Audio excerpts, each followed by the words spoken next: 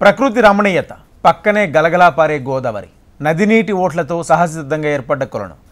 అనా పైసా పెట్టుబడి లేదు ఎక్కడి నుంచి వచ్చిందో ఓ ముసలి నేడు పదుల సంఖ్యలో వాటి ఆవాసంగా మారిపోయాయి నిర్మల్ జిల్లా పాక్పట్లలో అద్భుతమైన ముసళ్ళ కొలను పర్యాటకులను కట్టుపడేస్తుంది ఎవరూ పెంపకం చేపట్టలేదు ఎక్కడి నుంచి వచ్చిందో ఎవరికీ తెలియదు దాదాపు దశాబ్ద కాలం క్రితం ఆ గ్రామంలోని కొలంలో ఒక ముసలిని గ్రామస్తులు గమనించారు దాని సంరక్షణపై దృష్టి సారించారు నేడు 60కి పైగా ముసళ్ళు వృద్ధి చెందడం అందరినీ ఆశ్చర్యానికి గురిచేస్తుంది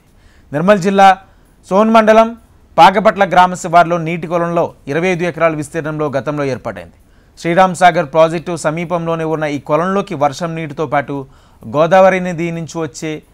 ఓటలతో నీరు చేరుతుండడంతో ఏడాది పొడవునా నీటితో నిండుగా కనిపిస్తుంది మొదట ఒక ముసలి కొలంలో సందడి చేయడాన్ని చూసిన గ్రామస్తులు దీని అభివృద్ధిపై దృష్టి సారించారు నీటి కోసం వచ్చే అడవి పందులు కొంగలు కోతులే ముసళ్లకు ఆహారంగా మారగా ముసళ్ళు గత దశాబ్ద కాలంగా వృద్ధి చెంది 60 వరకు నీటి సంఖ్య చేరుకుంది అయితే గతంలో నిర్మానుష్యంగా ఉండే ఈ కొలను పంచాయతీ మట్టి రోడ్డు నిర్మించింది